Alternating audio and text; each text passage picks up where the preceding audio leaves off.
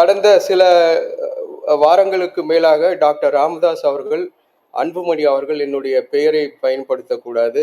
அதேபோல அ நேற்றைக்கு வந்து என் அனுமதி இல்லாமல் இந்த அ நடைப்பயணம் நடைபெறுகிறது.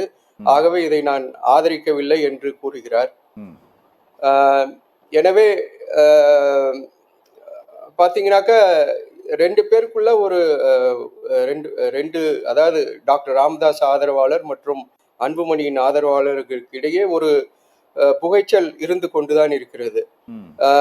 அவரு சமீபத்துல விழுப்புரத்துல அந்த 10.5% வலியுறுத்தி ஒரு அ பொதுக்கூட்டத்தை நடத்தினார். ம். அப்போதும் கூட கள்ளக்குறிச்சியில ஏதோ ஒரு இடத்துல தெரியல.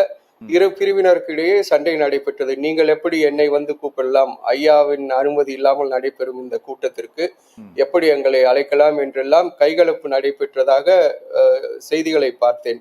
சரி. இன்னைக்கு பார்த்தீங்கன்னாக்க டாக்டர் ராமதாஸ் அவர்களுடைய அனுமதியை மீறி இவர் வந்து செயல்பட்டு கொண்டிருக்கிறார்.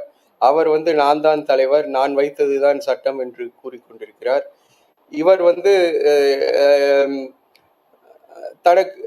தன்னை மீறி இந்த கட்சியில் யாரும் இல்லை, தனது தந்தையாரும் இந்த கட்சிக்கு ஒன்றுமில்லை என்ற ரீதியில் செயல்பட்டு கொண்டிருக்கிறார்.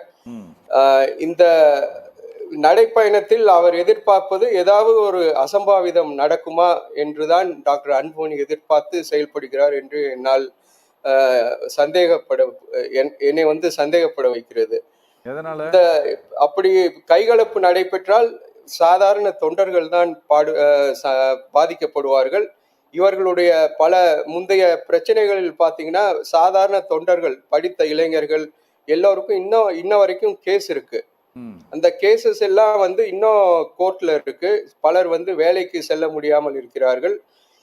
இன்னைக்கு வந்து அப்பா மகன் இருவருக்கிடையே நடைபெற்று கொண்டிருக்கும் இந்த ஈகோ யுத்தத்தில் பாதிக்கப்பட போவது அப்பாவி தொண்டர்கள் தான்.